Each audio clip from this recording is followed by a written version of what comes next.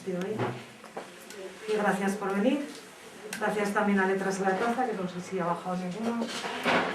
A las gentes que han organizado esta exposición, charla, que son el Ateneo Republicano de Tudela, y a Ecologistas en Acción. Hoy nos acompañan Nacho y Óscar, de Extinction Rebellion, de Pamplona, Iruña. Extinction Rebellion pues es un movimiento internacional que surgió en Inglaterra y es apartidista, promueve la desobediencia civil a través de acciones no violentas para interpelar a los gobiernos para que actúen con justicia climática.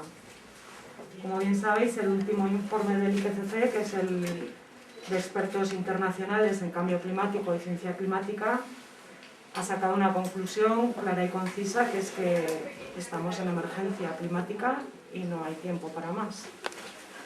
Así que nuestros compañeros nos van a hacer una exposición como de 1 horita, que va a consistir en explicar qué es Extinction Rebellion.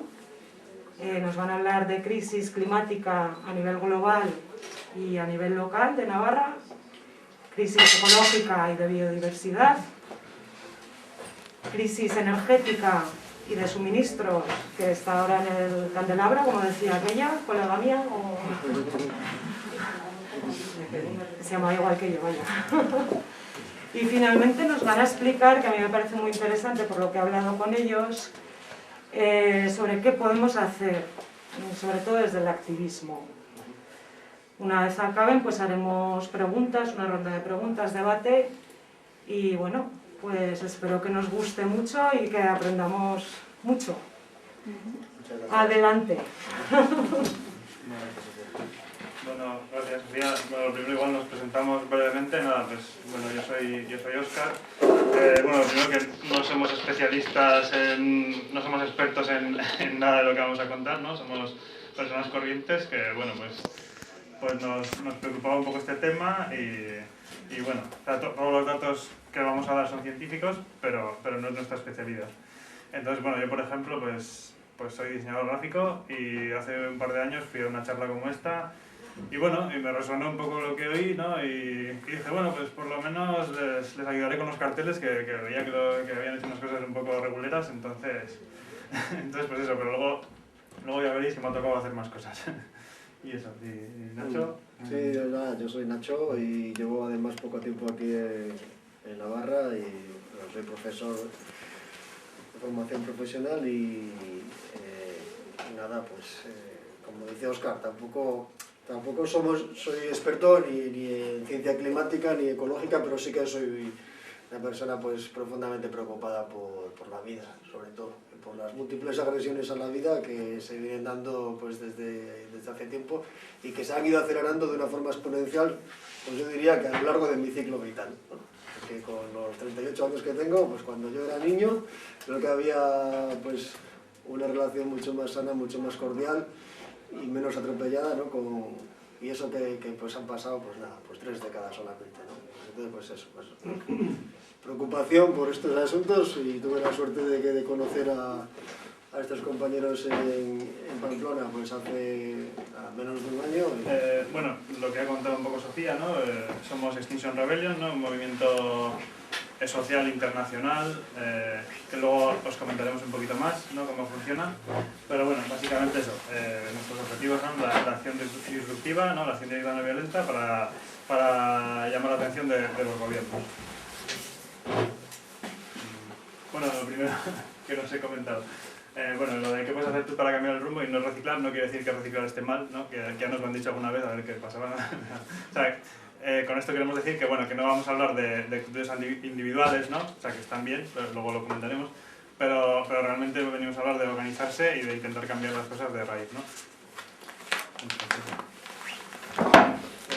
Bueno, pues como ejemplo, ¿no? Para empezar, ¿no? Pues, estamos viendo que nuestro sistema socioeconómico, ¿no? Tiene una fragilidad increíble, ¿no? O sea, las sucesivas crisis, ¿no? Como hemos visto con la del COVID, ¿no? Pues le afectan y cada vez son más constantes y y vemos que nos parecía que teníamos una sociedad tecnológica que era invencible, ¿no? Bueno, nos sentíamos invulnerables y vemos que no, ¿no? Que tiene una fragilidad más importante de la que nos parecía. Bueno, el tema de las diferentes crisis, ¿no? que puede sufrir nuestra sociedad, ¿no? Todas están regidas por un poder central, ¿no? Un poder gubernamental y económico, ¿no? que más o menos es el que dirigido por pocas personas y que al final explota al resto de personas y al resto de territorios. Bueno, lo que veréis a continuación, bueno, pues os puede hacer sentir... Seguramente, si estáis aquí, ya seréis conocedores de la situación y más o menos, pues bueno, seguramente que habréis sentido ya algunas de estas sensaciones, pero bueno, esperemos que con lo que os propongamos al final, pues os lleve a sentir algo de alivio.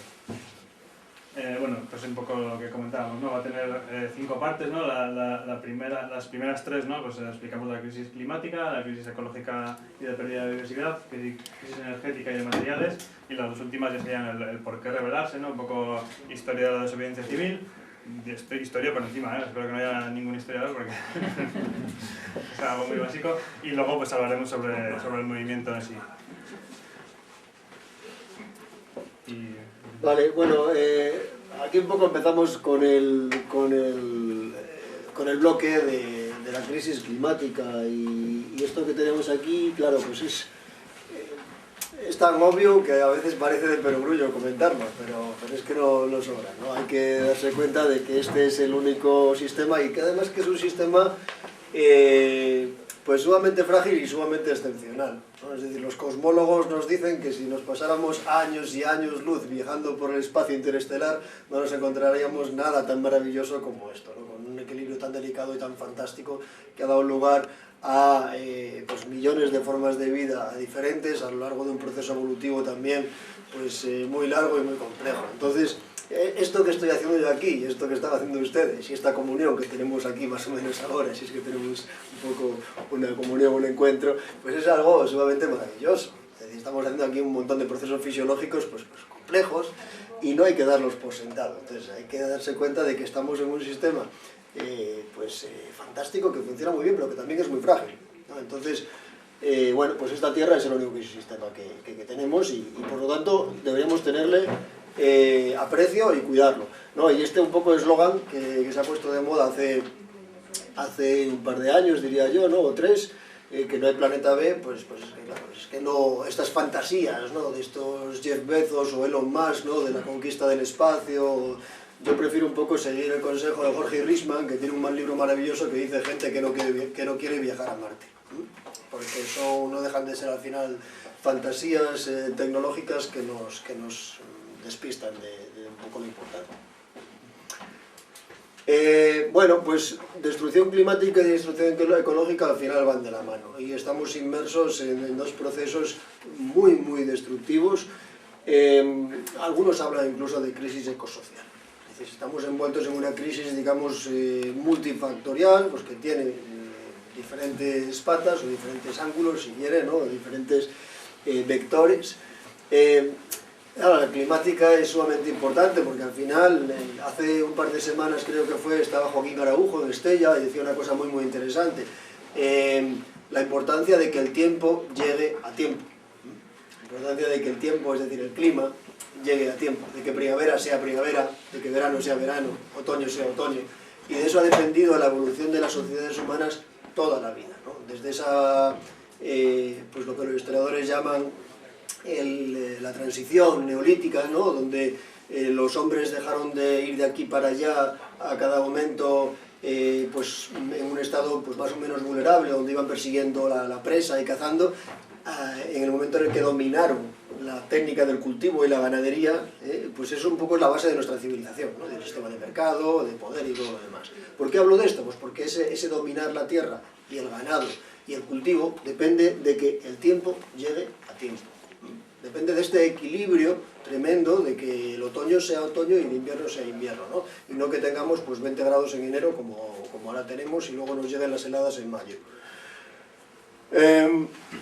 Bueno, pues todo esto seguramente que también les suene, pero bueno, por recapitular un poco, ¿no? Quizás hay alguno que le venga bien. El tema de los gases de efecto invernadero. Gases de efecto invernadero siempre escuchamos hablar de ellos como si fueran algo, digamos, negativo, pero es lo más natural del mundo. Es decir, si no tuviéramos gases de efecto invernadero, en nuestro planeta azul estaría a decenas de grados.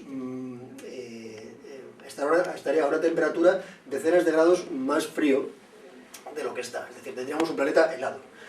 Básicamente tenemos una capa fina, ¿no?, que se llama atmósfera, compuesta por diferentes gases, pero fundamentalmente dióxido de carbono, y que hace que esta radiación solar que llega, pues no rebote inmediatamente al espacio, ¿no?, sino que quede atrapada buena parte de esa radiación solar, ¿no?, y que haga pues, que en este planeta Tierra tengamos una temperatura media aproximada de 13-15 grados, ¿no?, lo que es pues, sumamente confortable. Entonces, claro, ¿qué problema tenemos?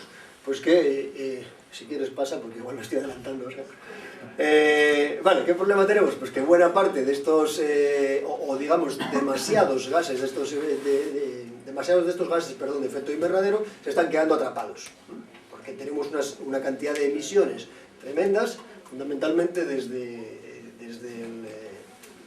el periodo industrial, desde la revolución industrial. Es decir, esto tiene una historia muy corta, aproximadamente 200 años. Recordemos que nuestra especie humana, tal y como somos, los paleontólogos nos dicen que podemos tener 100.000, 150.000 años, y solamente en estos últimos 200 hemos producido este desequilibrio tan potente, ¿no? Hoy día hay un consenso de que este calentamiento global es fundamentalmente debido a causas antrópicas, ¿no?, es decir, a causas humanas, a causas de nuestra actividad, de nuestro sistema humano. Y yo diría que más allá, no solamente actividades humanas, sino actividades de un tipo de humanos, ¿no?, porque hay otras comunidades humanas, es verdad que muy minoritarias, que no tienen este mismo estilo de vida que nosotros tenemos en este occidente rico.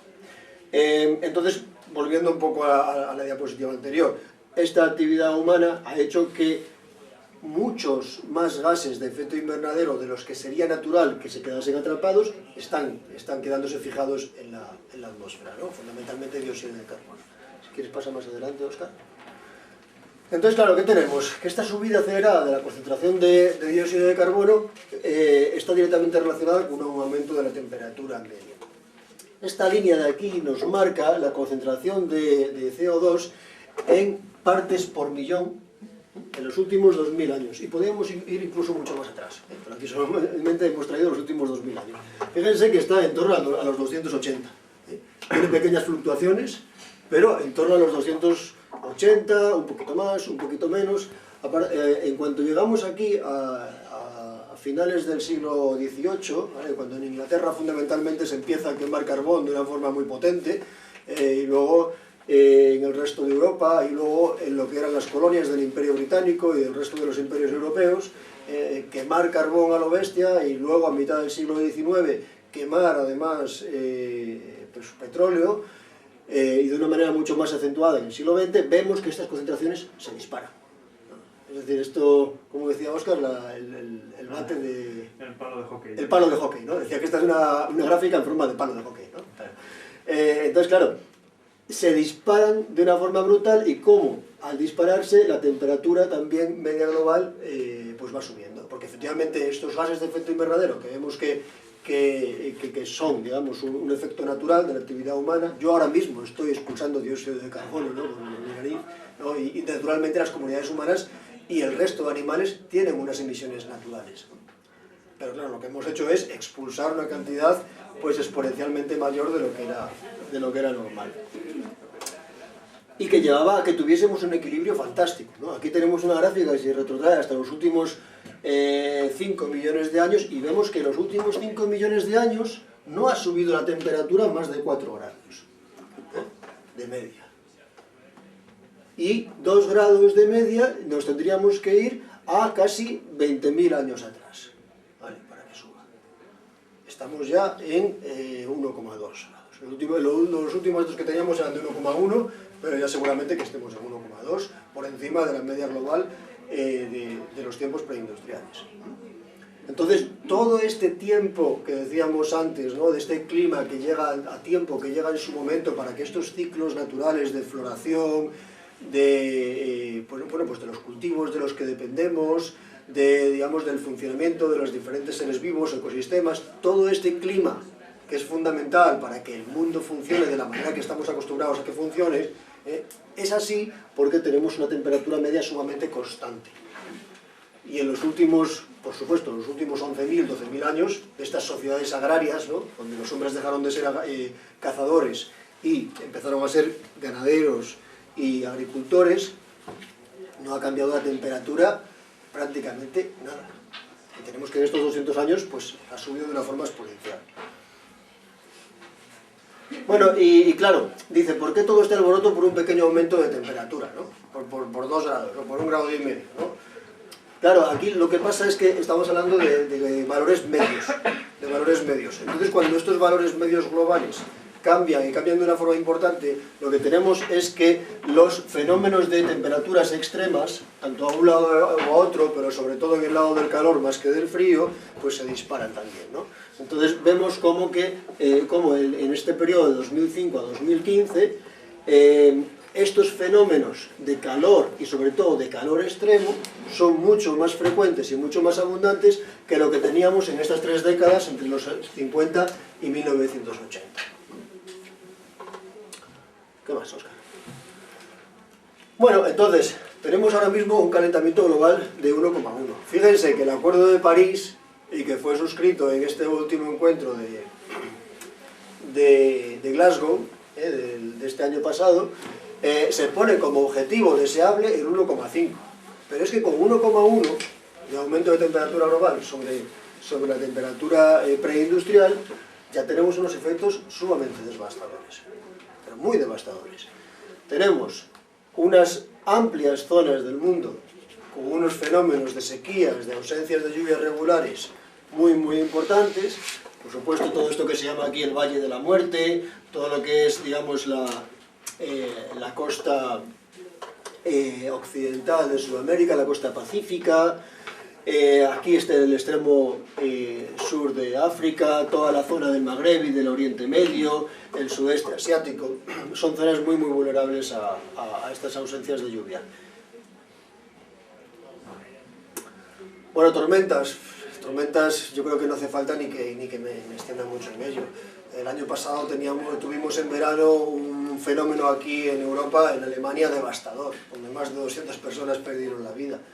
Creo que fue cosa de un mes, se alcanzó el récord de velocidad de viento en las Islas Británicas, que anduvo como 190 km/h, es decir, vientos propios de las zonas tropicales. Podría seguir, es decir, citando tormentas, por ejemplo, claro, no escuchamos gran cosa de zonas como Mozambique o como Madagascar, bueno, por muchos motivos, ¿no?, que algunos de ellos seguramente ya estamos pensando. Pero en Madagascar llevan 4 ciclones seguidos, en un periodo menor a un año. Algo sumamente excepcional y con unas consecuencias devastadoras. Los ciclos de los monzones en el sudeste asiático, que son ciclos naturales y de los que dependen, por supuesto, de esas lluvias muy intensas para los cultivos del arroz, por ejemplo, pero la frecuencia y la intensidad de estos monzones se ha ido acentuando también de una manera extraordinaria. Incendios sin precedentes. Pues en el vídeo que veíamos al principio, veíamos cómo la frecuencia de incendios este invierno fue 6 veces mayor a la del año pasado. Estamos hablando de incendios en invierno, en la península ibérica. Y incendios que tuvimos en la zona de Galicia, por ejemplo, muy importantes. Pero bueno, el tema de los incendios en Australia, en Siberia, en las zonas de California, tienen unas proporciones descomunales. Por supuesto, todo esto son cantidades de gases de efecto invernadero adicionales, que se están expulsando de una forma muy intensa. Las pérdidas, digamos, de vidas no humanas, por supuesto, no se cuantifican nunca, ¿no?, porque parece que solo importan las humanas para las grandes cifras, pero la cantidad, por ejemplo, de millones de me gusta decir, animales no humanos que murieron en los grandes incendios de Australia, no sé si fue el año pasado o hace 2 años ya, creo que fue ya hace 2 años. Sí. Bueno, se cuenta por muchos millones. Antes de la pandemia. Antes de la pandemia, probablemente. Subida del nivel del mar, pues claro, aquí tenemos, por ejemplo, en estos grandes encuentros de estas COP, ¿no? Como la COP26 últimas y las 25 que hubo previas, con resultados pues muy satisfactorios todos. Aquí siempre hay discursos de presidentes de islas del Pacífico, como las Vanuatu, o las Fiji, o las Islas Marshall, simplemente pues desesperados, ¿no? Pues porque se están comiendo ya la subida del nivel del mar, pues muchas zonas, ¿no? De estos países, que muchos de estos países simplemente pues tienen pocos metros de altura a nivel del mar, ¿no? Incluso todo el territorio de algunos de estos países quizás no llegue ni a los 50 metros sobre el nivel del mar. Entonces, muy poca subida del nivel del mar produce las consecuencias fatales para ellos. Perdón, aquí en cuanto a la subida del nivel del mar, por supuesto tiene que ver tanto el deshielo, el gran deshielo de los glaciares, todos los glaciares a nivel mundial, como el deshielo de los casquetes polares.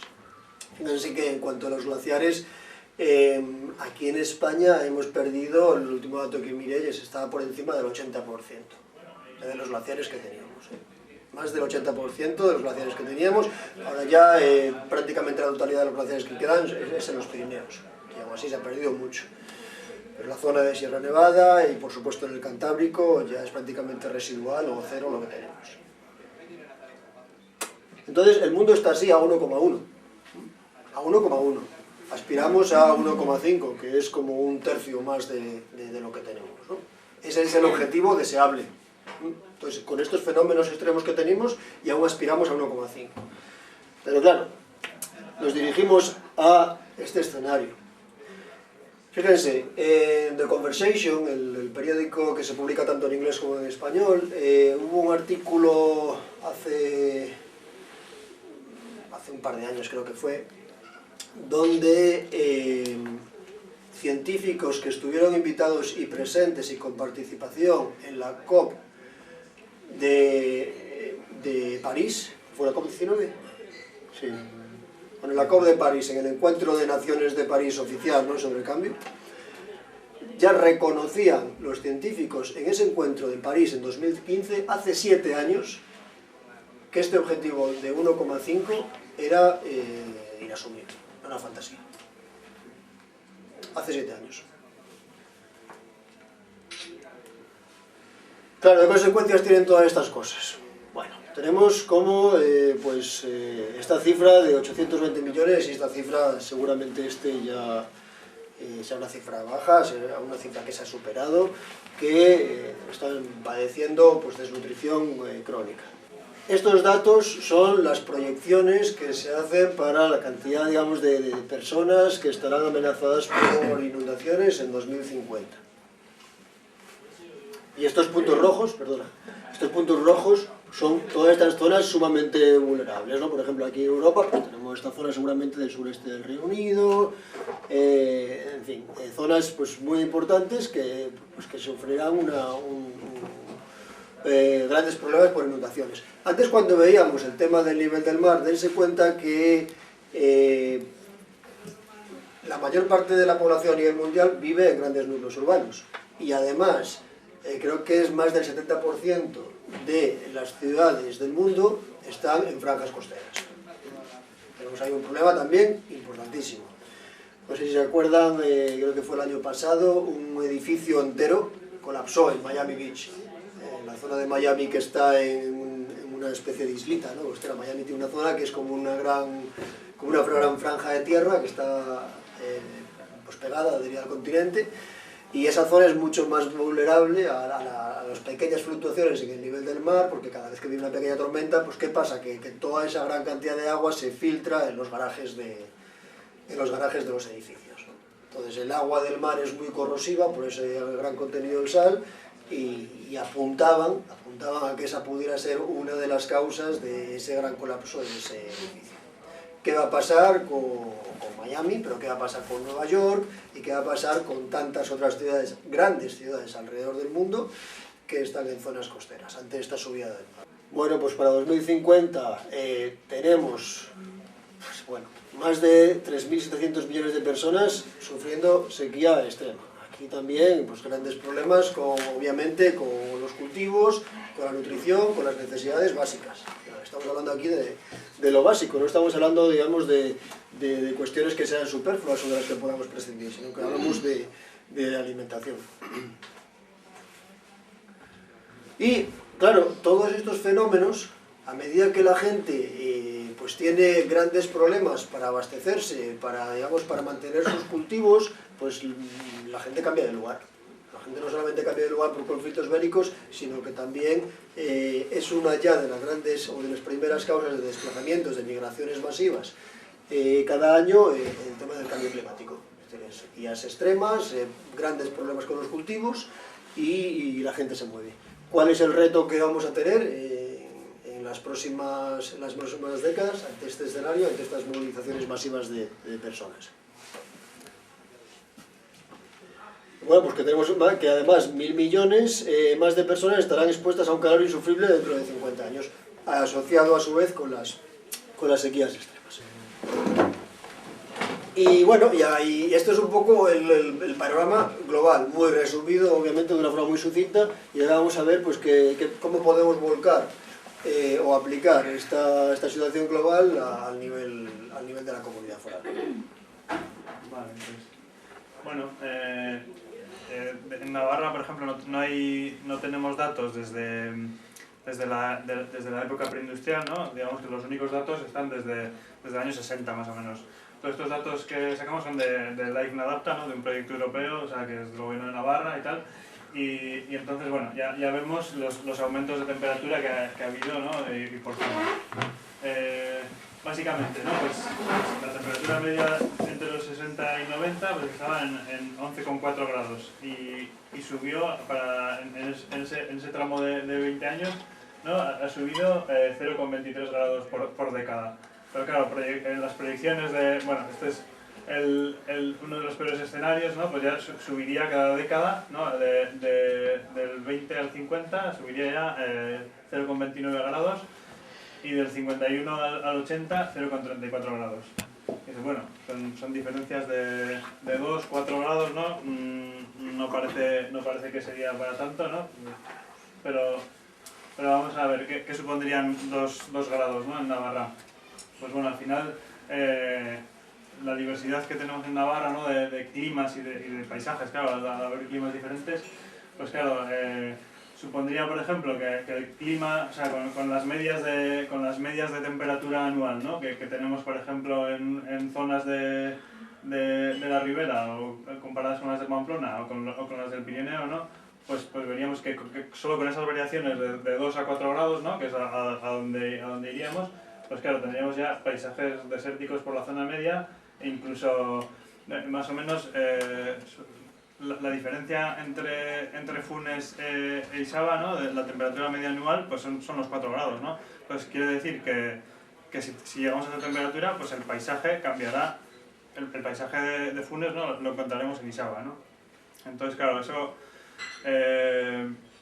ya, con la subida que ha tenido, ya está afectando. Lo que pasa es que las plantas, pues no es que digamos, se mueran, o los bosques, ¿no? Desaparezcan de un día para otro, ¿no? Pero digamos que esos bosques ya, o sea, muchos bosques de la zona media ya son bosques zombie, ¿no? Que se les llama, porque o sea, directamente, o sea, tienen los días contados, ¿no? Digamos, porque ya con el cambio que ha habido de uno con uno a nivel global, pero en Navarra, pues bueno, ya hemos visto las subidas que ha habido, pues ya con eso ya van a ir desplazándose. Bueno, y ¿qué os voy a contar aquí, no? De las inundaciones cada vez. Pues bueno, o sea, es como las inundaciones de este año. No podemos, o sea, no es fácil achacar directamente un evento al cambio climático, pero sí que encaja dentro de las proyecciones de que cada vez las inundaciones serán más frecuentes y más potentes. Y bueno, pues muertes ligadas al cambio climático, pues ya a día de hoy pues ya podemos contabilizar 4 muertes por cada 100.000 habitantes, ¿no? 26 personas en Navarra, 7 en Pamplona, y supongo que eso, pues en la Ribera un poco más, porque la temperatura es un poquito mayor. Entonces bueno, eso a día de hoy. O sea, con subidas, pues claro, cuando haya más noches seguidas de calor, pues todo, o sea, es exponencial, no es que bueno, que pues hay un día más de calor o superamos 1 grado, no. Entonces, cuando ya hay varios días que superas ya ciertas temperaturas por la noche, pues eso agrava muchas enfermedades, ¿no? Y bueno, ¿y qué trae eso también, no? Pues eso, que especies exóticas invasoras pues se instalen en zonas en las que no existían, ¿no? Entonces, pues bueno, estamos viendo ya mosquito tigre que se va acercando, ¿no? por la cuenca del Ebro. Encontramos avispa asiática, avispón asiático, por Pamplona mismo. Y bueno, y claro, todo esto, o sea, que se instalen estas especies, pues también trae otras enfermedades infecciosas asociadas, ¿no? Y por ejemplo eso, pues ya vimos que este verano, ¿no? en Andalucía ya hubo algún caso de fiebre del virus del Nilo, ¿no? Entonces bueno, pues eso, son nuevos retos para los que no estamos preparados. Vale. Sí, y bueno, aquí un poco planteábamos el tema de los famosos, los tipping points que llaman en inglés, ¿no? Los puntos de inflexión, es decir, esos puntos a partir del cual los científicos dicen, y bueno, está comprobado además, que hay determinados incrementos o presiones sobre el sistema a partir de la cual ya no hay marcha atrás. Y con el aumento de la temperatura pasa eso, ¿no? O no hay marcha atrás o por lo menos no hay ningún tipo de certidumbre o de seguridad en cuanto a qué puede pasar. Entonces estamos jugando un poco aquí a la ruleta rusa. Sí, pasa Óscar. Claro, aquí nos enfrentamos a que esta transición de la que venimos oyendo hablar cada vez con más frecuencia, ¿no? de transición ecológica, parece que estamos en un momento de transición. Fíjese, la transición remite a algo gradual, a un cambio que viene, digamos, por pequeños fascículos, digamos, ¿no? Por pequeñas etapas, ¿no? O pequeños cambios modulares que irían dando cada vez paso a un cambio cada vez mayor, ¿no? Eso hubiera sido posible hace unas pocas décadas. Seguramente, pues por allá por los 80 o incluso quizás a principios de este siglo, bueno, de manera un poco más acentuada, pero en el momento en el que estamos, ya la comunidad científica nos dice que no valen cambios graduales, sino que necesitamos un cambio drástico y muy radical. Y esto no lo dice ni Extinction Rebellion, ni lo dicen las asociaciones ecologistas, que también lo decimos, ¿no? Pero esto lo dicen las Naciones Unidas.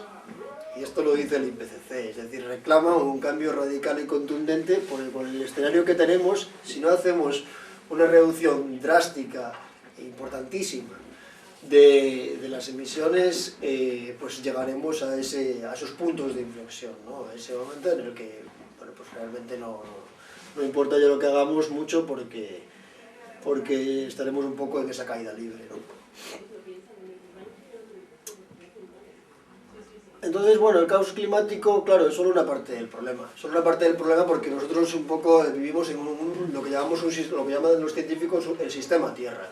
El sistema Tierra, pues el clima es una parte fundamental, es una parte vital, pero es solo una parte. Es decir, por ejemplo, si piensan en los grandes bosques de la Amazonía o de Borneo, ahí los bosques, es decir, la materia viva, el territorio, está afectando también de una manera muy muy importante al clima. Es decir, ahí llueve porque hay una masa boscosa importantísima que retiene una cantidad de humedad tremenda. Y se ha demostrado, además, cómo las partes, por ejemplo, del Amazonas, que han sufrido una deforestación muy muy importante, ya, digamos, el nivel de pluviosidad desciende, ¿no? Entonces estamos en un todo, ¿no? Entonces, estamos destruyendo también la biodiversidad del planeta. No sé si podrás ajustar ahí, Óscar, para que se vea un poquito mejor. Cosas del directo. Entonces, esto viene del 2019, del IPBES, que es el informe global sobre biodiversidad y servicios ecosistémicos, que es dependiente de la ONU, y hablaba que hasta 1 millón de especies estarían ahora mismo en peligro de extinción. Como digo, son datos del 2019. Fíjense, más del 80% de las tierras agrícolas se utilizan para alimentación animal, para el cultivo de cereal, fundamentalmente para alimentar a nuestro ganado, ¿no? Entonces, esta expansión tan brutal, tan agresiva del sector agropecuario, de la gran ganadería o la agricultura industrial alrededor del mundo, ha llevado a la transformación radical e importantísima de grandes zonas de territorio, ¿no? Con gran destrucción de suelo y con gran también destrucción y pérdida de biodiversidad. Entonces, claro, la deforestación conduce a desertificación. Fíjense que el suelo es una riqueza, es un patrimonio tremendamente importante que tarda muchísimos años en generarse y que de un plumazo, con esta gran maquinaria, pues simplemente destruimos, ¿no? Aparte, no solamente destruimos la masa boscosa, sino que en esas grandes extensiones luego alimentamos la tierra pues, con toda una serie de nitratos, de fertilizantes, de insumos químicos que tienen unas consecuencias desastrosas para el territorio. Los océanos son un pulmón también fundamental de la salud de nuestro planeta, son un inmenso sumidero de carbono, son una fuente de vida y de biodiversidad tremenda, ¿no? Actividades como la pesca intensiva, la pesca de arrastre, que es tan agresiva, ¿no? Estos grandes buques, ¿no? Que llevan esta especie de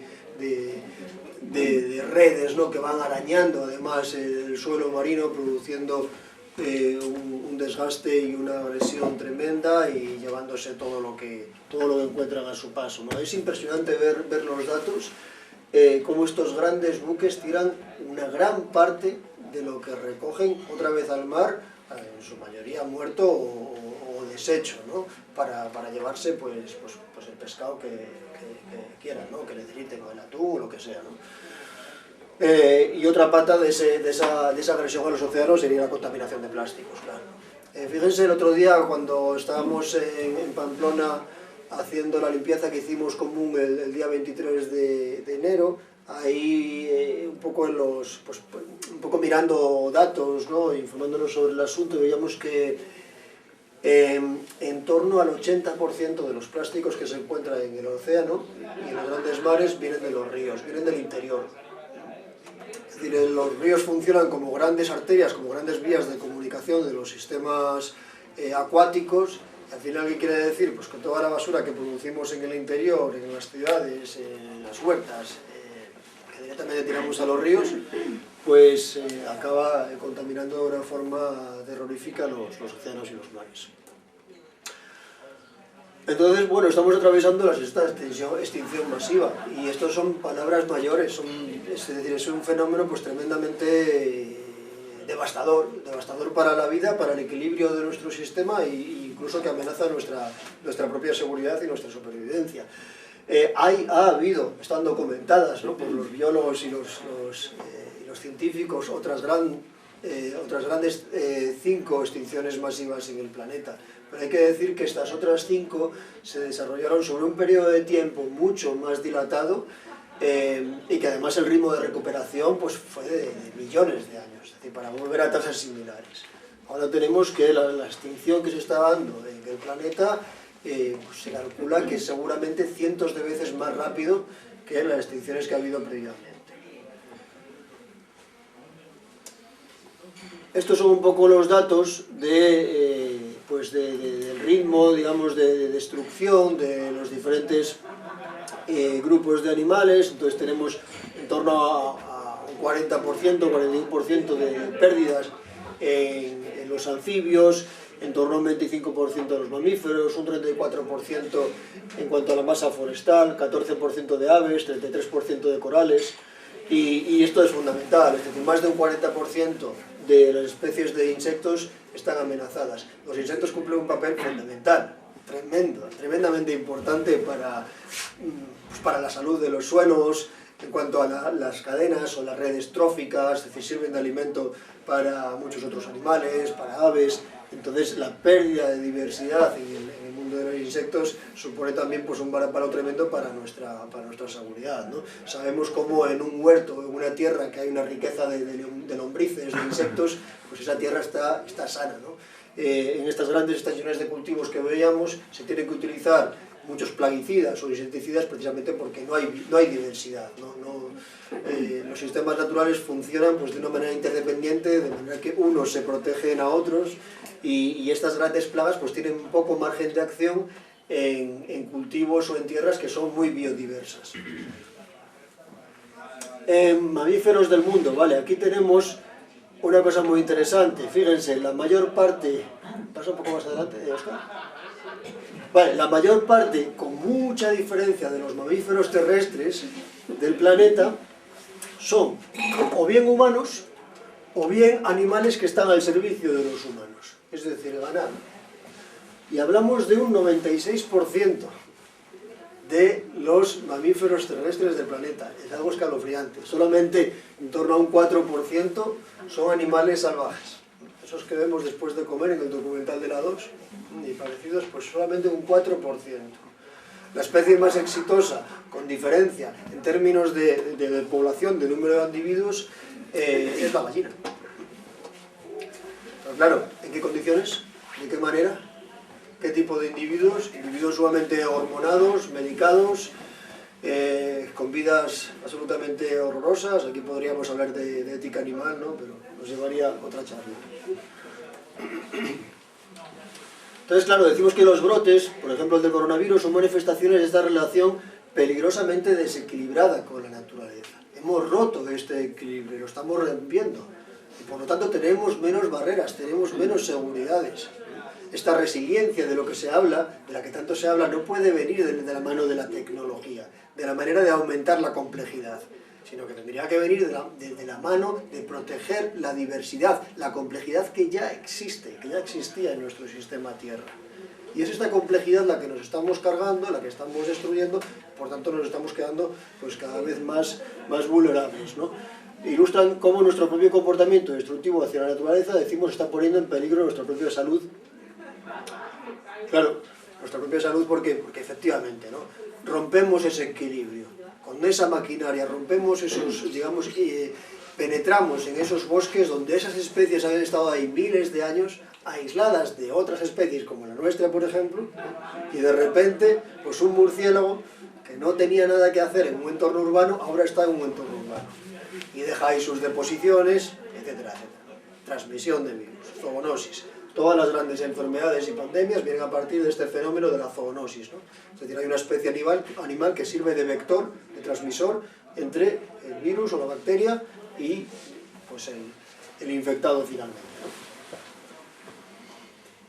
¿no? Vale, lo que les decía antes, ¿no? Esta urgencia del momento que estamos viviendo, esta urgente llamada a la acción, no viene solamente de nuestra parte, viene de alguien, digamos, con tanta relevancia como el presidente del IPCC, ¿no? Que es el Grupo Intergubernamental de Expertos sobre el Cambio Climático. Y en sus palabras, y estas son palabras recientes, de este mismo año, dice, este informe, el último informe del IPCC, les recuerdo que el IPCC es el grupo oficial de científicos que estudian el cambio climático. Es decir, es el mayor grupo académico y profesional de científicos que se dedican a estudiar pues, el cambio climático, ¿no? Y el calentamiento global. Y dice que este informe es una urgente advertencia de las consecuencias de la inacción. Es decir, el no actuar va a tener unas consecuencias devastadoras. El cambio climático es una amenaza grave, cada vez mayor para nuestro bienestar y para un planeta sano, ¿no? Y se enfatiza la urgencia de acción urgente e inmediata. Dice, las medidas a medias ya no son una opción. Es decir, estas medidas a medias, y esto lo hemos visto también en esta reciente aprobación de la Ley Foral de Cambio Climático, ¿no? que se plantea, para mí, desde mi punto de vista, como si fuera una ley que surgiera en los años 90. Pero es que estamos en el 2022. Estamos ya a las puertas de ese grado y medio. Y los científicos ya nos dicen que vamos camino de 2, 3 o 4. Esto es un poco una serie de recortes de prensa que muy actuales todos, solamente tienen pues nada, unas semanas o un mes máximo. Y aquí un poco enlazo con la siguiente crisis, ¿no? de la que vamos a tratar, que es esa crisis de materiales, de suministros, la del desabastecimiento, que parece que es la palabra estrella, ¿no? en este 2022. Fíjense, el Banco de América, una de las mayores instituciones a nivel mundial en términos financieros, advierte de que todos los recursos, da una lista bien larga de los recursos naturales que van a escasear en el futuro cercano. Ella habla de un montón de cosas, muchas de ellas fundamentales para todos estos aparatos que utilizamos en el día a día, como por ejemplo el litio, ¿no? Pero muchas otras. Fijaos, esto tiene que ver, esta noticia dice, los costes de producción acaban con la rentabilidad del sector del pollo y advierten de cierres de granjas y desabastecimiento. Claro, veíamos hace unos días que Rusia, que está tan en el candelero ahora con el conflicto que hay, pero es que Rusia anunció hace algunas semanas que cierra el grifo de exportación de cereales por lo menos hasta agosto de este año. China, de la que dependemos también para buena parte de los fertilizantes que utilizamos, ha dicho que de momento no va a exportar más, a ver lo que pasa. Va a priorizar la satisfacción de las necesidades internas. A finales de este año, a finales del año pasado, tuvimos cerradas en España las principales plantas de Fertiberia, que es el principal productor de fertilizantes en el Estado español. Y esta situación no fue exclusiva del Estado español, sino que las principales plantas de fertilizantes del ámbito europeo estuvieron cerradas, al menos de manera intermitente, y no han vuelto a abrir con, digamos, con el máximo de producción. ¿Esto con qué tiene que ver? Obviamente con una subida muy importante de los precios de la energía, fundamentalmente del gas, y es que el gas es fundamental para la fabricación de fertilizantes, ¿no? Fíjense, en un medio generalista como es El País, hablan de apagón del capitalismo. Este tema de apagón del capitalismo, de crisis global, de escasez de suministros, de todo esto, es algo que sonaba a ciencia ficción, nada más que yo diría que 2 años atrás, ¿no? A ciencia ficción, digamos, escuchar los medios generalistas, ¿eh? Hay mucha gente que lleva hablando muchos años de estas cosas. Esta es una gráfica que a mí me gusta mostrar, creo que es importante, para que veamos un poco la fantasía que supone hablar de la transición energética, en los términos que está planteada. Bien, aquí tenemos una evolución de las diferentes fuentes de energía primaria desde el inicio de esta era industrial, desde principios del siglo XIX hasta ahora. Esta franja de abajo del todo es la biomasa tradicional, ¿no? Fundamentalmente materia vegetal, en forma de leña, pero no solamente. Hubo un tiempo también en el que el aceite, fundamentalmente de ballena, de origen animal, era muy importante para el alumbrado de las ciudades, para muchos usos, ¿no? Industriales incluso. Pero es que aquí también tenemos que encontrar a los esclavos. Las Naciones Unidas hablan de 30 millones de esclavos hoy día. 30 millones de esclavos. Y aquí no hablamos en términos metafóricos, ¿no? Es decir, que me está esclavizando mi empresa, no, hablamos de esclavos reales. 30 millones. Es decir, cifra más alta que nunca. Fíjense cómo la biomasa ha ido aumentando, ¿eh? Pero es que ha ido aumentando todo lo demás. En el siglo XIX añadimos el carbón. A principios del siglo XX y sobre todo después de la Segunda Guerra Mundial, en lo que llamamos la Gran Aceleración, incluimos el petróleo y esto lo cambió todo. Porque el petróleo es la sangre de nuestro sistema. Luego añadimos más cosas, el gas y la nuclear, pero fíjense todo este discurso oficial que he montado en torno a las renovables. Estos son las renovables. Las renovables son en torno a un 4% de la energía primaria mundial. 4%. Y ahí incluiríamos hidroeléctrica, solar, eólica, geotermia, 4 o 5% máximo de la energía primaria mundial. Se puede sorprender, porque a veces escuchamos noticias de toda la electricidad de Alemania el mes pasado fue producida con renovables. Ya. Pero es que la electricidad supone un cuarto o un quinto de la energía que consumimos. La energía eléctrica es una parte más o menos modesta de la energía que consumimos. Entonces la electricidad tiene muchos limitantes. Claro, aquí tenemos un factor que es fundamental para entender por qué las renovables no pueden dar todo lo que se nos promete que van a dar. Y es la tasa de retorno energético. La tasa de retorno energético quiere decir cuánta energía tiene que invertir usted para obtener una unidad de energía. Entonces, al revés. ¿Cuántas unidades de energía va a obtener usted por unidad de energía gastada? ¿Vale? Entonces, ¿qué tenemos aquí? Que en los años 50 esta relación era extraordinaria. Por cada unidad de energía gastada obteníamos 40, casi 50 unidades. Era una maravilla. En la zona de León y de Asturias, toda la minería de carbón estaba a flor de piel, del carbón estaba a flor de piel, entonces, claro, era muy fácil extraer el carbón. En Texas, en Oriente Medio, esos primeros pozos de petróleo daban una rentabilidad fantástica, ¿no? Porque también el petróleo estaba muy superficial. Hoy día tenemos que hacer exploraciones pues, muy profundas, en alta mar, atravesando columnas de agua de 2.000, de 3.000 metros, haciendo perforaciones también cercanas al Ártico, es decir, condiciones muy, muy difíciles. Entonces la rentabilidad ha ido bajando de una manera extraordinaria. Hay algunos autores que hablan que cuando el rendimiento es menor de 1 a 10, ya nos encontramos con problemas para el mantenimiento de una sociedad industrial compleja, tecnológica, avanzada. Estamos ya más o menos llegando a ese momento. Y aquí, ¿por qué enlazo con lo anterior? Con lo de las renovables, porque las renovables tienen una tasa de retorno energético muy, muy baja. Muy, muy baja. La eólica un poco más, la solar llegando casi a 1:1. Y 1:1 son pérdidas, porque nosotros no invertimos energía para obtener energía. La energía es una herramienta solamente, para hacer cosas, para construir colegios, para hacer reuniones como esta, para obtener alimentos, para lo que ustedes quieran.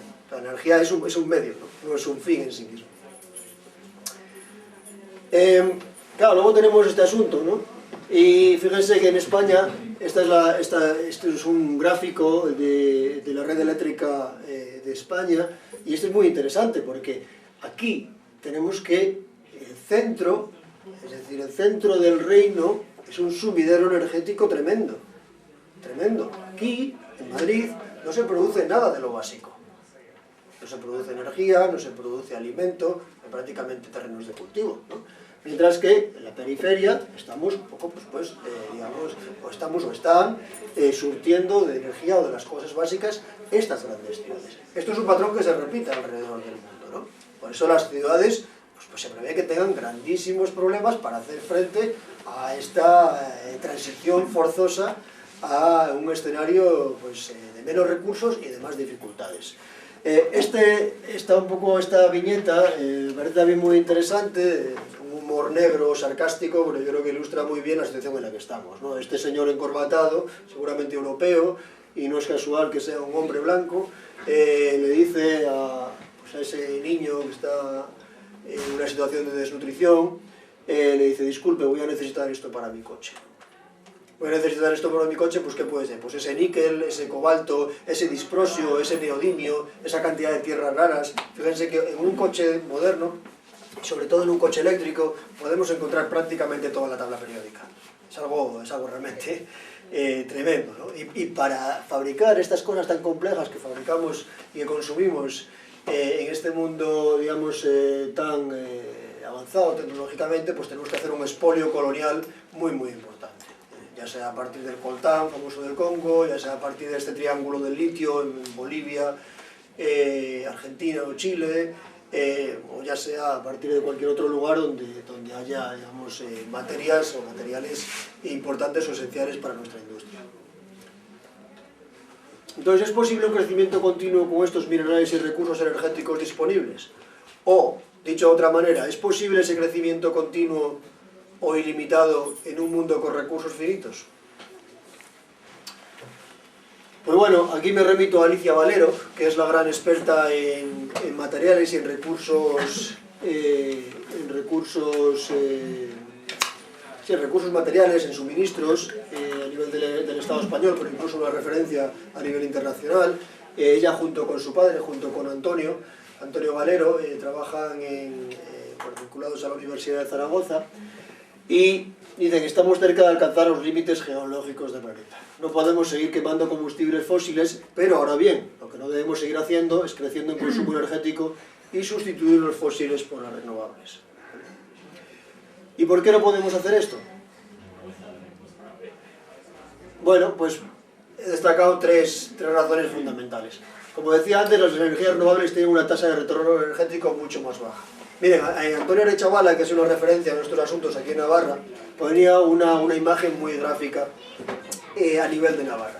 La central de de ciclo combinado de Castejón, la misma energía que produce, si quisiéramos producirla con paneles fotovoltaicos, con energía solar, necesitaríamos 2000 veces la superficie de suelo que la que tiene esa central.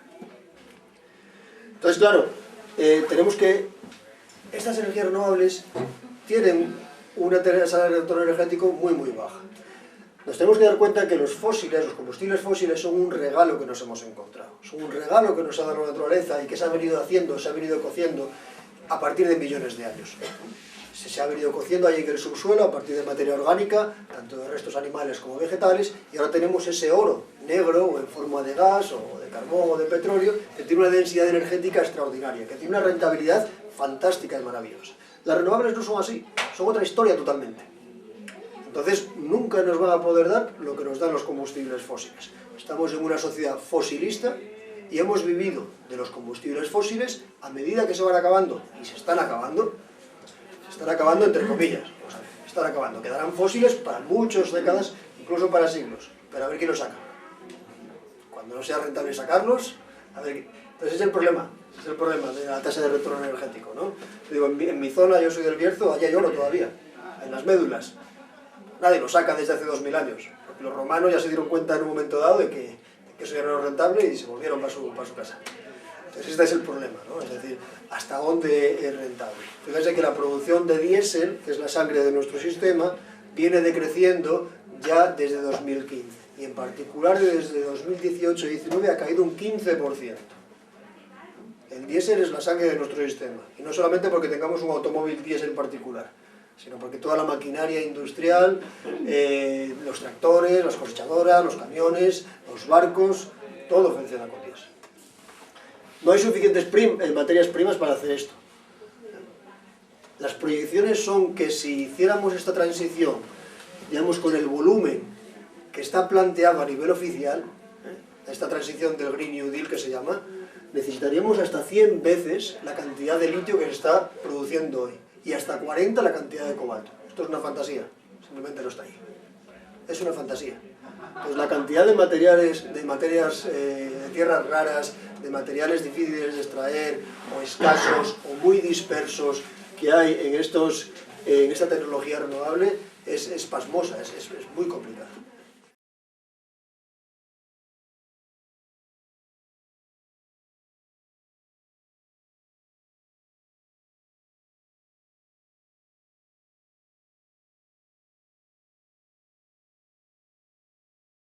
Combustibles fósiles. A medida que estos vayan escaseando, y es que esto ya se ha visto.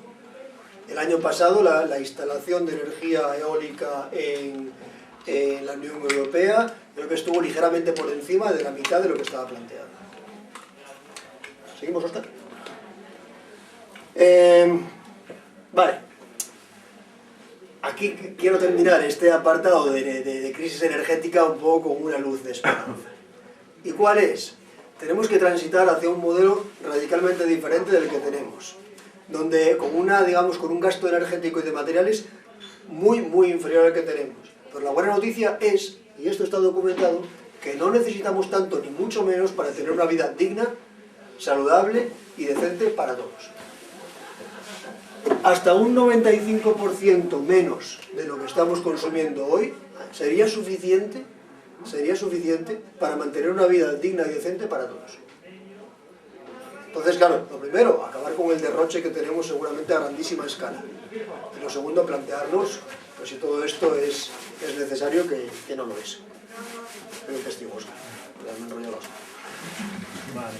Bueno, ya hemos visto un poco la situación, ¿no? Ahora se ha contado todo lo malo y... Bueno, la situación pues, es desoladora, ¿no? Iba a decir que parece, pero es. Entonces, bueno, lo que vamos a intentar ver es que durante la historia ha habido muchas personas en diferentes contextos, en diferentes sitios, que también han pensado que eso era desolador y que parecía imposible de cambiar, ¿no?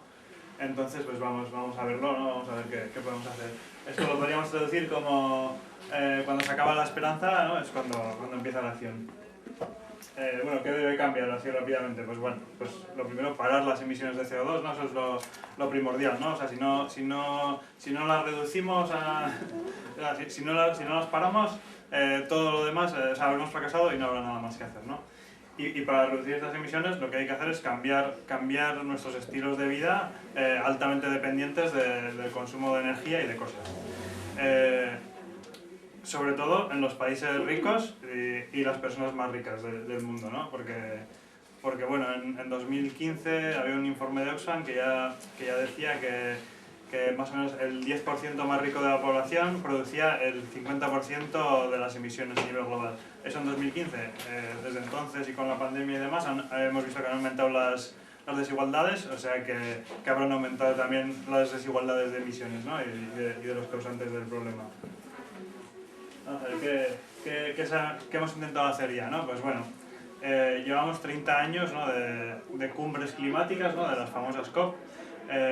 Llevamos 5 grandes informes del IPCC, ¿no? Ahora estaremos por el 6º.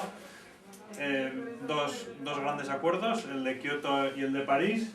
Y bueno, aparte campañas tradicionales, locales, actitudes, hemos intentado cambiar actitudes individuales, pero nada de eso ha funcionado, ¿no? Porque bueno, ya vemos que desde que se creó el IPCC, ¿no? En el 88, o sea, más de la mitad de las emisiones que hemos emitido como civilización han sido después de ese año, o sea, conscientemente ya, sabiendo el problema que era producir esas emisiones. Bueno, ¿por qué no ha funcionado, no? Pues bueno, lo primero podemos hablar del sistema político actual, ¿no? Que es extremadamente cortoplacista, ¿no? Se basa en cuestiones de 4 años, ¿no? Y todo lo que les vaya a afectar a nivel electoral o tal, pues ya no lo van a hacer. O sea, nunca han podido tomar decisiones de cosas que podían afectar a 20, 30 años. Aparte de que la influencia que tiene de los lobbies, ¿no? De los lobbies empresariales, que no les deja hacer cambios importantes, ¿no? Bueno, valorar el crecimiento por encima de todo, ¿no? Tenemos un sistema que se basa en el crecimiento, cueste lo que cueste, ¿no? Y considera el medio ambiente como una fuente ilimitada de recursos y como un sumidero infinito de contaminación y de residuos. Y bueno, la competición por encima de todo, ¿no? Se ha intentado competir entre países en vez de hacer algo que no solo funcionará si se hace globalmente. Bueno, pues entonces necesitamos cambiar de perspectiva, ¿no?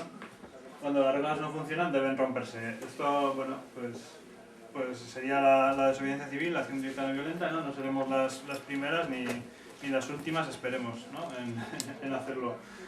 Bueno, pues desde Gandhi con la liberación colonial británica, Martin Luther King con el movimiento por los derechos civiles, ¿no? De las personas negras, pues bueno, la acción directa no violenta se ha usado a lo largo de la historia, tenemos muchísimos ejemplos, ¿no? Las sufragistas, bueno, un montón de luchas laborales, hasta podemos venir más cerca, ¿no? El movimiento insumiso, ¿no? Hemos hablado de la acción directa no violenta, bueno, la plataforma de afectados por la hipoteca, ¿no? Más recientemente, o incluso ahora podemos ver a miles de ciudadanos rusos, ¿no? que son detenidos, incluso exponiéndose a años de cárcel por protestar directamente con un cartel, ¿no? en contra de la guerra. Bueno, o sea, ya sabemos que las élites con poder y dinero, pues no sé por qué tienen la mala costumbre de no soltar sus privilegios, ¿no? Si no son presionadas, ¿no? Entonces, bueno, ¿qué ha de tener, ¿no? Esa resistencia civil, esa desobediencia civil para tener éxito, ¿no? Pues bueno, lo más importante, que sea no violenta, ¿no? Aparte de porque es lo moralmente correcto, porque está estudiado de que tiene más éxito cuando se hace así. Bueno, el tamaño, ¿no? El tamaño, o sea, es importante que sea cuanto más gente integre y más diversa, pues más probabilidades de éxito. Que sea continuada en el tiempo, ¿no? Y eso causará unos dilemas, tiene que causar disrupción en el sistema, ¿no? Eso hará que el sistema intente reprimirla, al principio no, pero luego cuando sea más importante sí. Y bueno, y si se hace de esta manera, ¿no? No violenta, pues al ser reprimida seguramente genere más simpatías en el resto de la población y eso hará que se apoye y que consiga decantar la balanza. Bueno, ¿cuánto debería crecer, ¿no? Un movimiento para tener éxito, ¿no? Pues bueno, no lo sabemos exactamente, pero bueno, las ciencias sociales nos hablan de que no es necesario de que el 100% de la población no se sume, bueno, el 100% nunca sería, ¿no? Pero bueno, el 90% o una mayoría no sería necesario, ¿no? Con que una pequeña porción de gente se movilice, ¿no? Pero lo haga siguiendo, bueno, esos aspectos, ¿no? Para tener éxito, pues conseguirá que una mayoría de la población respalde el movimiento y así decantemos la balanza, ¿no?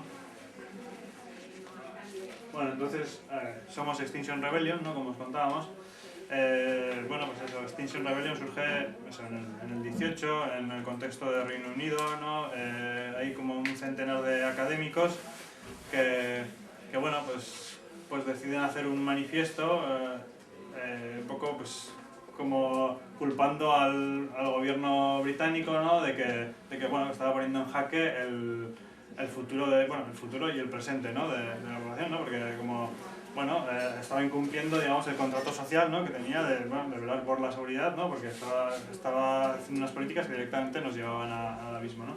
Entonces, bueno, eso también la manera de articular el movimiento, ¿no? Se hace desde un poco el ámbito académico, ¿no? Basándose, estudiando movimientos sociales que han tenido éxito y entonces, se ve que como la ventana de probabilidades es tan pequeña, ¿no? Porque bueno, cada vez va siendo más pequeña además, ¿no? Ya el último IPCC hablaba de que tenemos un lustro, ¿no? para hacer cambios, ya más tarde ya no había vuelta. Pues entonces tiene que ser un movimiento masivo, ¿no? A nivel global y que, bueno, sobre todo basado en Occidente, ¿no? Porque digamos que somos los que más culpa tenemos, ¿no? del problema. Entonces los gobiernos los que tienen que actuar son los que han provocado más la crisis, ¿no? Entonces, bueno, la idea es que sea un movimiento global y que consiga forzar estos cambios en los gobiernos, ¿no? Que son los que así a priori tienen en su mano, ¿no? la capacidad de realizar estos cambios. Bueno, os cuento nuestras demandas. Bueno, ahora os lo explico mejor, ¿no? Sería la 1, decir la verdad, la 2, actuar ahora, la tercera, bueno, más allá de la política, son las asambleas ciudadanas, ¿no? Eso sería el cómo lo hacemos. Y luego la justicia climática es, bueno, una edición que hicimos, es la demanda cero, ¿no? Que no es una demanda en sí, sino que digamos que es como la base ética del resto. Bueno, que gobiernos y medios digan la verdad, ¿no? Pues bueno, esto tiene que ver un poco con cómo se trata la crisis, ¿no? Y cómo se convierte en emergencia o no, ¿no? O sea, por ejemplo, si los medios tratasen, ¿no? Eso es lo que dice ese tweet, ¿no? Si los medios tratasen la crisis climática como se ha tratado la crisis de la COVID, ¿no? Pues seguramente otro gallo cantaría, ¿no? Porque bueno, al final se han hecho declaraciones de emergencia climática. Esto empezaron, de hecho la primera fue en Reino Unido, ¿no? Después de las primeras acciones de Extinction Rebellion, ¿no? Que consistió, pues eso, creo que en 2019 se cortaron los 5 puentes más importantes sobre el Támesis durante varios días, o sea, un bloqueo de varios días, y a raíz de esas acciones, que fueron masivas, pues bueno, el gobierno de Reino Unido declaró la emergencia climática y fue, creo que el primero de Europa y bueno, y los primeros no sé si del mundo, pero al menos en Europa sí. Y luego se ha hecho en diferentes países, ¿no? Incluso en comunidades, ¿no? En Navarra también. En Navarra y en Pamplona, al menos, aquí en Tudela no sé, pero también tenemos declaraciones de emergencia climática. Pero bueno, si declaramos la emergencia climática y luego no actuamos al respecto, pues tampoco nos sirve de mucho, ¿no? Vamos a ver, la segunda demanda, ¿no? Actuar ya. Digamos que esto, bueno, se resumiría en reducir las emisiones de CO2 a 0 para 2025. Bueno, esto ya lo tenemos un poco en debate interno porque, bueno, seguramente reducirlas para 2025 pues tendría unas consecuencias catastróficas. Entonces, bueno, lo que solemos decir es reducirlas lo más rápido posible, ¿no? Dentro de no crear un cataclismo social, ¿no? Bueno, las asambleas ciudadanas, no sé se podrían definir así, ¿no? Como un grupo de personas que representa fielmente a la sociedad, informándose, deliberando y participando en la toma de decisiones, ¿no? Bueno, las asambleas ciudadanas es una herramienta de democracia deliberativa que bueno, tiene más de 20 años de experiencia ya, no la hemos inventado en Extinction Rebellion, la recomienda la OCDE, la ONU y tal, ¿no? O sea, para enfrentar estas crisis, ¿no? La crisis climática y ecológica, reclaman que tiene que haber más participación social, o sea, lo primero para que las medidas que hay que tomar, que van a ser muy profundas, o sea, tengan apoyo social, ¿no? O sea, para eso tiene que participar la sociedad, ¿no? O sea, vimos cosas que nunca hubiésemos pensado ni un mes antes, ¿no? Entonces, bueno, las asambleas ciudadanas van a ser, o sea, pueden ser una herramienta clave porque digamos que deberían llevar esa capacidad de decisión a la ciudadanía, la capacidad de decisión y sobre todo la de ser conscientes, ¿no? Os voy a explicar un poquito el proceso, ¿no?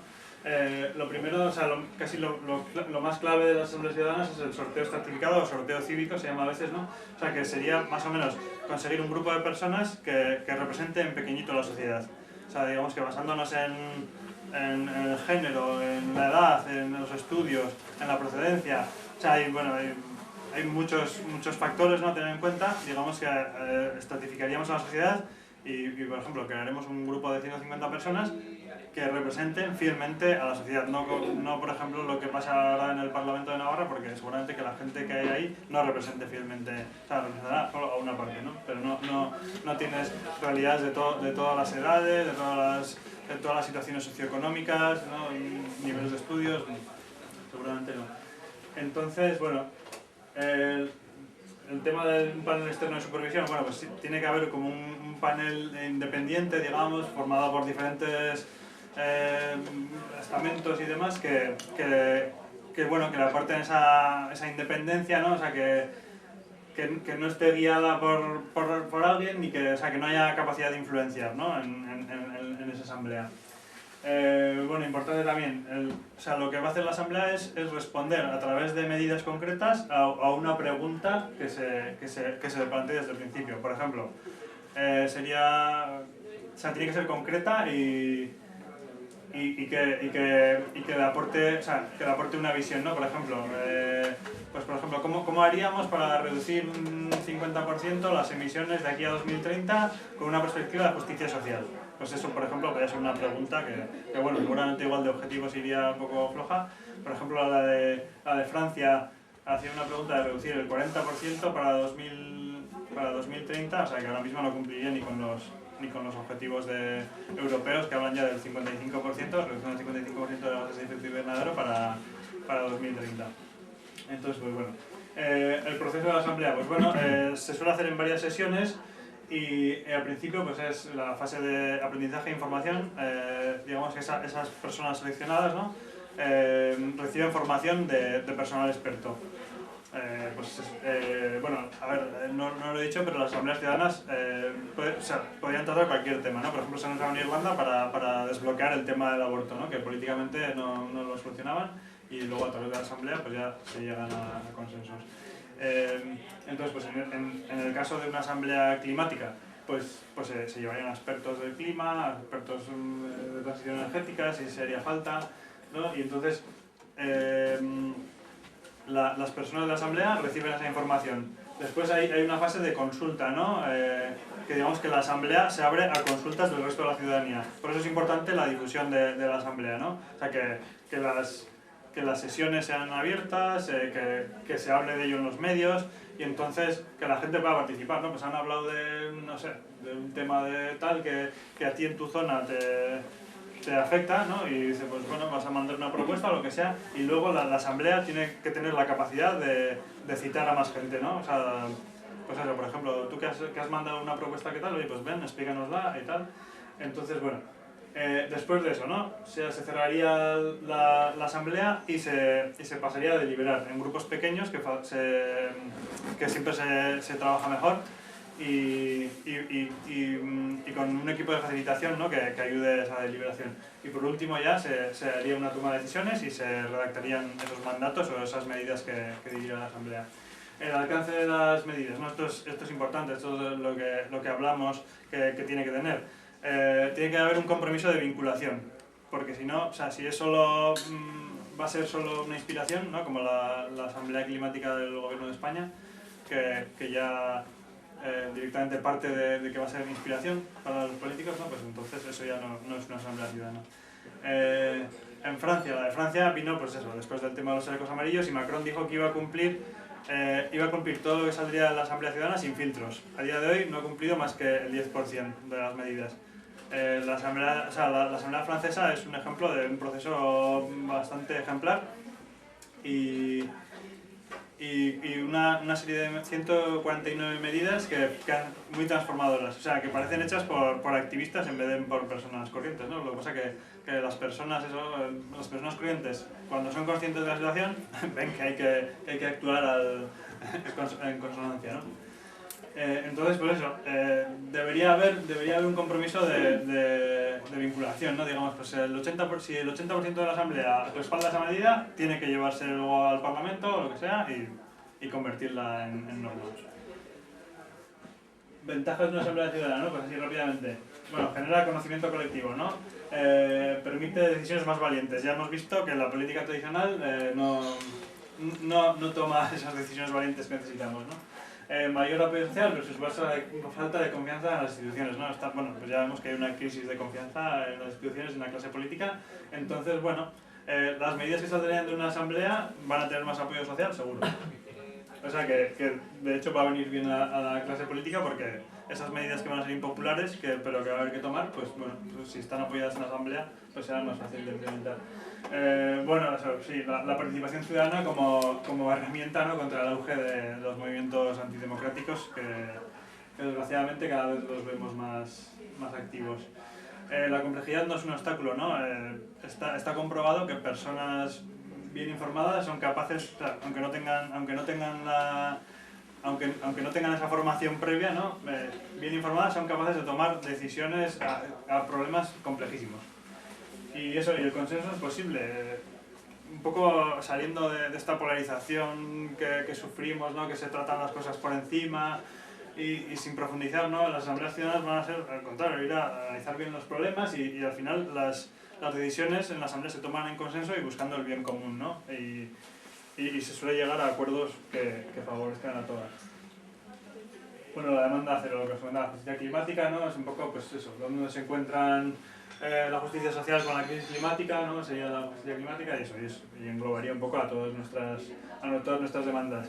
Se añade porque en principio se da por hecho, pero bueno, mejor es tenerlo en cuenta, porque para no pensar que hay que reducir emisiones cueste lo que cueste, ¿no? Sino que bueno, tiene que estar las personas y la vida por delante, ¿no? Bueno, ¿cómo trabajamos en Extinction Rebellion? Bueno, pues tenemos, aparte de las demandas, tenemos 10 principios que luego podéis ver en la web.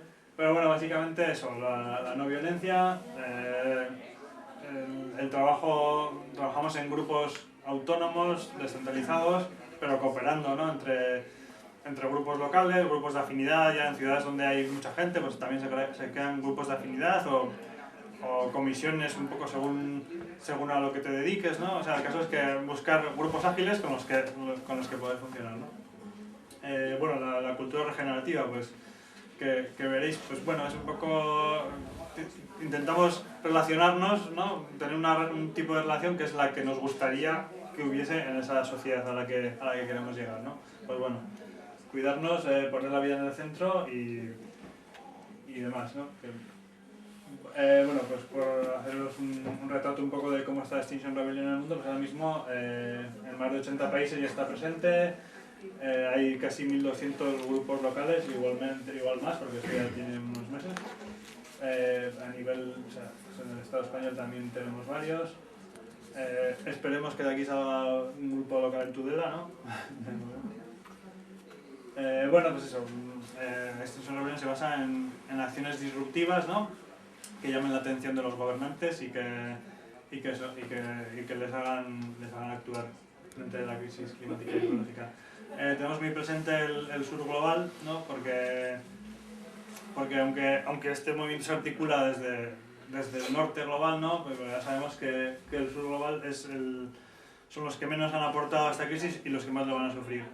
Y por ejemplo, por poner un ejemplo, según un informe de la Organización Internacional Global Witness, en 2020 murieron 227 líderes ambientalistas, prácticamente todos, si no son todos, en el sur global. Entonces, bueno, desde esta posición que tenemos de cierto privilegio en el norte global, pues tenemos una responsabilidad aún mayor en actuar, ¿no? Bueno, pues acciones que se han hecho en el Estado español, pues en el 2019, cuando la COP25, ¿no? la de Madrid, pues ya se hicieron cosas.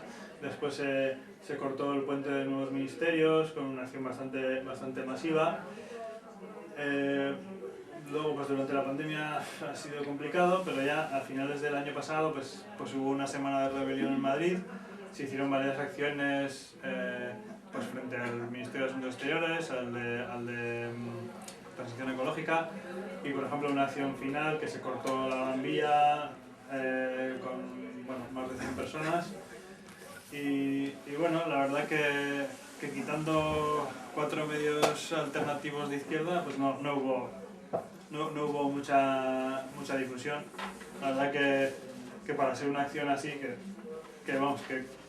causó un poco de disrupción esa mañana en Madrid, pues nada, en cuanto llegó la policía lo tapó todo con furgones y la gente no se enteraba de qué estaba pasando. Bueno, una parte nos quedamos fuera y por lo menos podíamos explicar qué pasaba, ¿no? Porque la gente pues no sabía si estaban atracando un banco o qué había pasado, porque ahí no venían la policía. Y decían, por eso, pues bueno, para eso tanto jaleo. Y bueno, acciones locales. Pues en Pamplona hicimos una huelga de hambre, bueno, coincidiendo con un ayuno global. No le podemos llamar huelga de hambre porque en principio la huelga de hambre, digamos que es indefinida.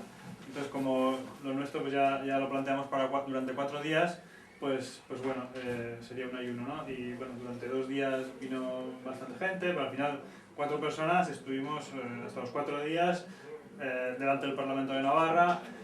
Y bueno, y reclamando sobre todo aquí en el Estado, planteamos eso, que el ayuno sería para reclamar, bueno, justicia climática, pero sobre todo asambleas ciudadanas, ¿no? A nivel de nosotros del Parlamento de Navarra. Y bueno, en ese momento pues no pensábamos ni de coña que fuese a haber una asamblea ciudadana, pero en la ley que se aprobó ayer pues tenemos asamblea ciudadana en Navarra. Ahora os contaré un poquito más.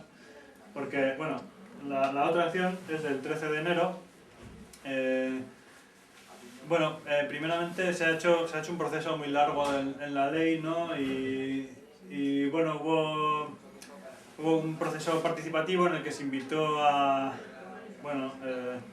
personas expertas y grupos de interés, o grupos ecologistas y demás, a dar su visión, ¿no? Frente a la Comisión de Desarrollo Rural.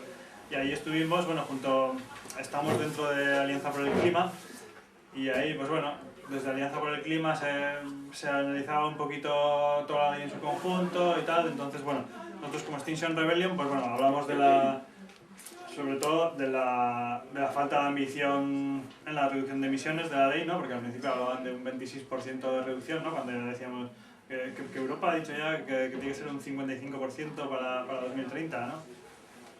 Eso sobre todo, y luego hablamos de asamblea ciudadana, ¿no? Y bueno, y justo la semana de antes de que se iban a negociar en la comisión esa enmienda, pues bueno, 4 compañeros nos encadenamos en el Parlamento,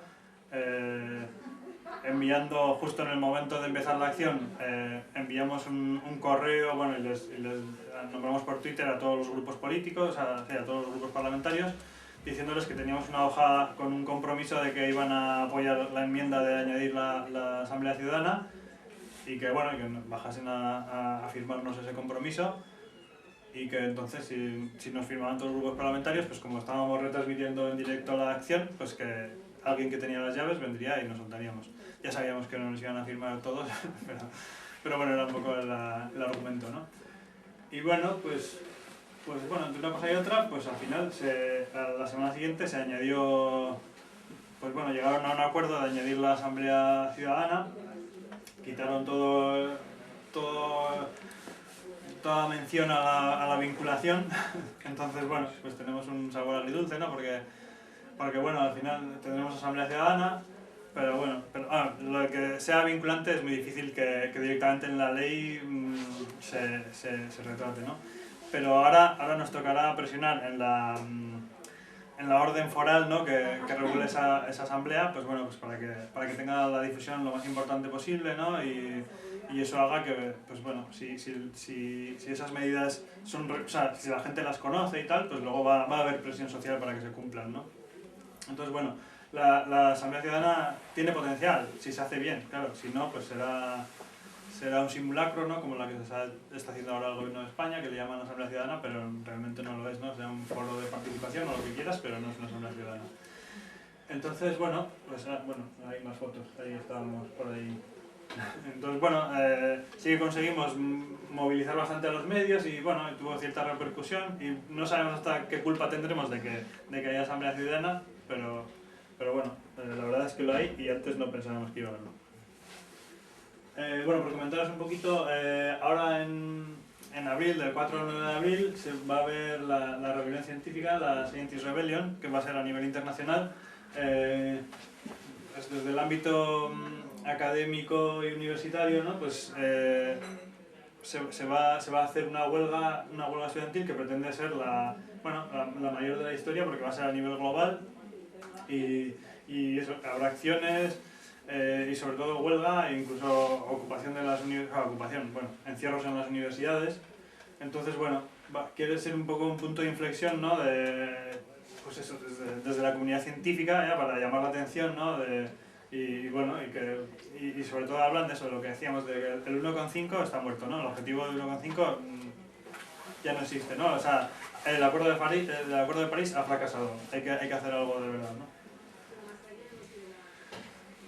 Bueno, hablando de Extinction Rebellion y de lo que podemos hacer, ¿no? Por cada persona que está dispuesta a ser detenida, normalmente suele haber como otras 20 más que están ahí haciendo otras cosas que son iguales de importantes, ¿no? Que parece que solo vale lo de encadenar y tal, no, pero por ejemplo, esa acción, si no hubiésemos tenido un montón de gente detrás ayudándonos de muchas maneras diferentes, pues no podemos hacerlo. Aunque parece una acción súper tonta, pero hay que prepararla y lleva más trabajo del que parece.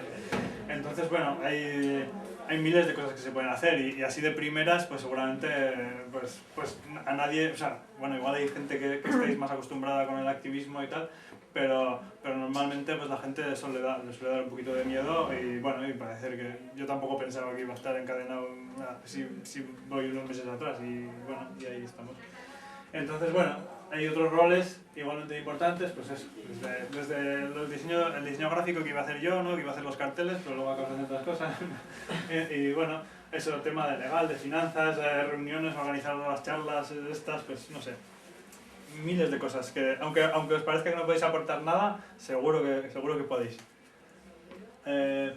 Por último, ¿no? Un poquillo el por qué unirse al movimiento, pues bueno, lo primero porque es una herramienta un poco con lo que ahora se está llamando ecoansiedad, ¿no? Pues ya hemos visto todo esto que produce malestar y bueno, y actuar, ¿no? Hacer algo es una buena medicina, ¿no? Digamos, para esto. O sea, estamos seguros de que al menos te hace más feliz y es que intentarlo, o sea, no intentarlo no es una opción, ¿no? Aparte, conectas, o sea, creamos comunidad, ¿no? Porque estamos juntándonos, o sea, conoces a gente maravillosa que hace esto desinteresadamente, ¿no? Y la verdad que esa comunidad y esa red que necesitaremos, ¿no? Porque vamos hacia unos momentos ahí que va a hacer falta todo, ¿no? Entonces, bueno, lo de descubrir tu poder, sí, o sea, te empoderas, ¿no? Cuando empiezas a organizarte te das cuenta de que tienes más poder y más influencia de la que pensabas, ¿no? Es lo que os decíamos. Cuando hicimos la huelga de hambre no pensábamos ni de lejos que al final acabaría habiendo una asamblea ciudadana en Navarra, ¿no? Y eso, también descubres que tienes más capacidad en confiar en las compañeras, ¿no? Yo qué sé, pues en esa acción ya te estás exponiendo de tal manera que dices, bueno, hay unas personas que hacen de mediación y van a hablar con la policía, según cómo lleven esos, pues tú acabarás detenido o no, ¿no? Entonces, bueno, o sea, que tienes que confiar en gente que igual conoces de 4 veces, pero la verdad que confías, o sea, en cuanto les conoces y ves que estamos en esto, pues pues eso, que se conoce gente maravillosa y está muy bien. Y bueno, y que estamos en un momento crucial, ¿no? Un momento histórico y crucial y bueno, no sé, yo creo que no querréis ser meros espectadores, ¿no? Y nada, bueno, pues antes de deciros cómo nos podéis seguir y tal, pues nada, un par de consideraciones finales, ¿no? La primera, que las actitudes individuales, ¿no? Lo que decíamos del reciclar, de comprar de segunda mano, de tal, de ir en bici, no sé qué, está muy bien porque es importante ser consecuente con los principios, ¿no? Que tenemos, pero eso no va a cambiar nada, ¿no? O sea, el tema es que tenemos que organizarnos y tenemos que dar una respuesta importante. Y lo segundo, eso, no penséis que como ya existe Extinction Rebellion, ¿no? Y más grupos tal, que más o menos actúan en lo que os encaja, pues os podéis relajar, ¿no? Necesitamos ser cuanta más gente mejor, ¿no? Necesitamos a todas, ¿no? El planeta y la vida misma os necesita. Y eso, y nada, para acabar, pues bueno, ahora luego tenéis aquí unos flyers donde tenéis toda la información de redes sociales, unas pegatinas, unas chapas, también información del Ateneo Republicano y nada, es todo gratis, pero bueno, ahí tenemos una hucha si queréis aportar algo porque, bueno, por si acaso nos llegan las multas y demás Así que nada, pues por nuestra parte, si queréis hacernos alguna pregunta, os intentaremos dar respuesta.